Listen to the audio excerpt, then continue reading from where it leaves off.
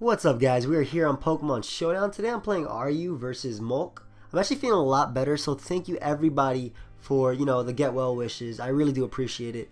I'm still a little sick, but I'm definitely better. So basically, we're playing RU versus Molk with a catch. I actually gave him the team he's using. He gave me the team I'm using. So I know all his sets. He knows all my sets. And yeah, let's see how I do. So he ends up leading off with Sharpedo as I end up leading off with Moltres. I am Choice Scarf, so let's look at the set real quick. I'll look at the set real quick. I'll be right back. I know it might look like cheating, but this is the fun of this type of thing. I now know that he's not running enough speed to be able to outspeed me even after the +1 protect, just because I am a timid Moltres, so I can go for U-turn, and unless he gets a double protect, he won't be able to outspeed me. I'm thinking that Druddigon is more likely going to want to come in unless he wants to risk that double protect. So yeah, Drudge does end up coming in, and that's basically a free Earthquake for my Rhyperior right here. I have to keep my Virizion healthy if I want any chance of beating his Sharpedo. So I'm gonna go for my Stealth Rocks as we exchange rocks right here. Doesn't really matter. He's more likely just gonna click Outrage after that. I don't see him doing much else. I do have Gligar, which can just come in though. I don't want to take an Earthquake. I'm gonna go out to Gligar just in case he wants to go for Outrage, as he does end up doing just that, and I eat that up. I basically eat that up. So basically by doing this, I can ensure that I can follow it up with a U-turn, predicting a switch out into a Selgar as he actually ends up staying in. So that does not work out for me at all. I kind of want to go out to Durant, but again, I have no reason to, as Durant can actually tank a hit from him only. But if he is going to go out for the Outrage, I actually go out to Durant, so I don't mind him going for Outrage again. He actually ends up confusing himself, so that doesn't work out as well as I hoped, and I don't want to take the Fire Punch from his Durant, so from his Druddigon, so I'm actually going to switch back out into my Gligar, as I'm expecting him either to switch out, though he doesn't really have much switch-ins, or just go for Outrage again, and Gligar can eat the Outrage, so he ends up hitting himself once more, as what I can do is just Roost up, as he's more likely, well, I thought he'd either go out to a Selgar or go for Outrage again, but a Selgar is definitely a good play, as he can definitely just go for Encore. I'm actually going to go for Defog, predicting him just to go right for Spikes, because I know he has Encore, he knows I have Encore, so what I can do is go right for the U-turn, as he ends up going for Spikes. U-turn does a hell of a lot to him, as I do have my Rhyperior, which just comes in for free and just clicks Earthquake. He might actually go for Final Gambit or a Bug Buzz just to get off enough damage, that way Sharpedo can knock me out, but with Waterfall, but he actually ends up going right for the Spikes, so he can't necessarily knock me out with any one hit from his team. I'm actually going to calc something from Sharpedo. Sharpedo, UU Cleaner, it's naughty, 252, Rhyperior, OU Defensive. Yeah, that's definitely gonna knock me out actually. Whoops, all these different channels. That's a threat. So this is the point where we have to sack.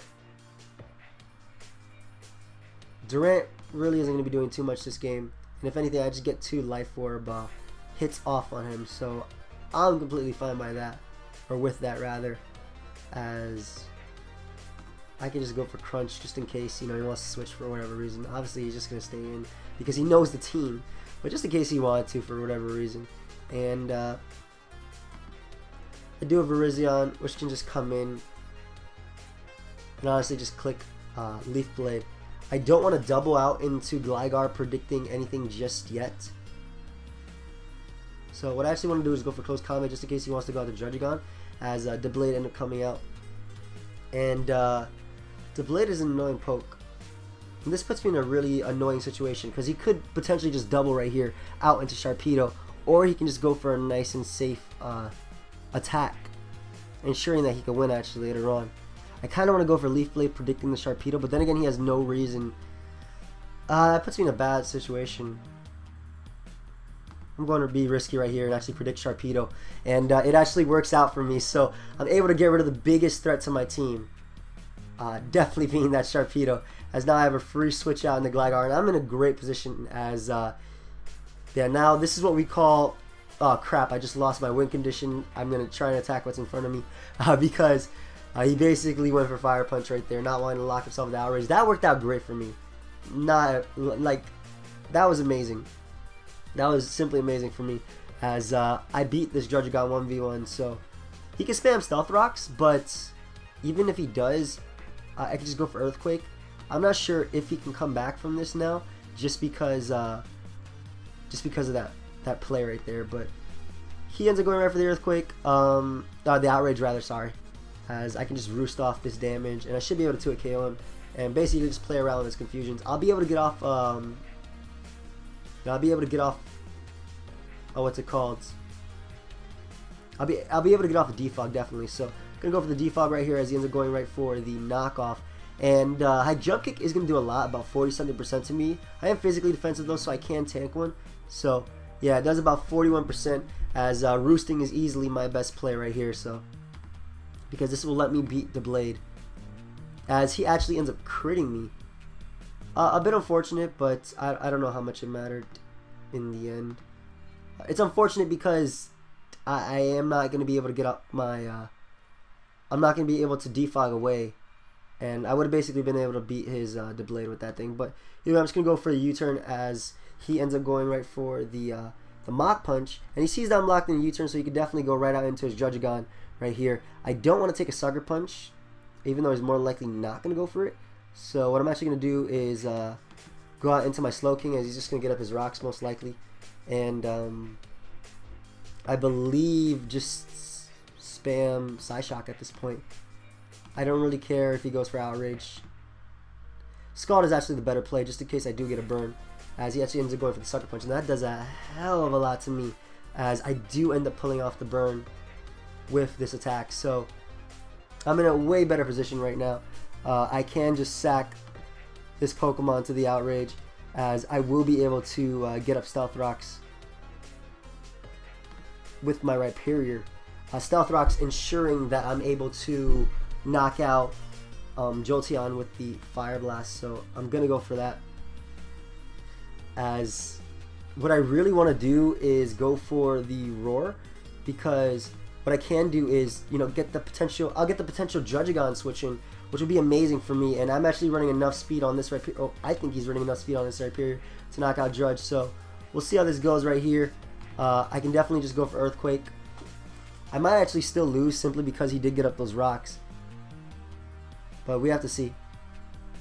I'm pretty sure I can tank two attacks. I'm thinking he might just want to switch back out into Druddigon just to sack it. So the crit on Hitmonlee really did hurt, just because I'm in a way worse position than what I would have been had he not crit me. So he ends up going out to Jolteon. HP Water is his safest play.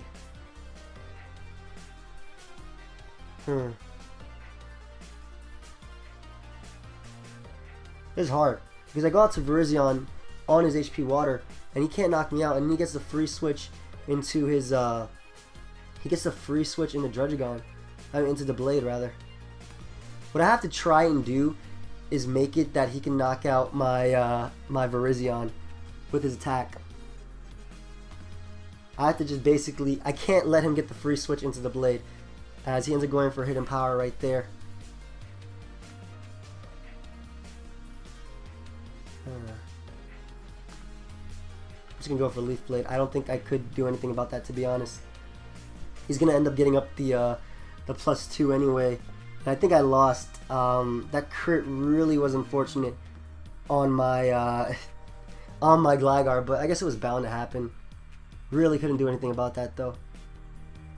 Not sure how much Shadow Sneak actually does, but it should be doing about 12%. So I'm gonna go for the Earthquake right there, as he's able to get another crit.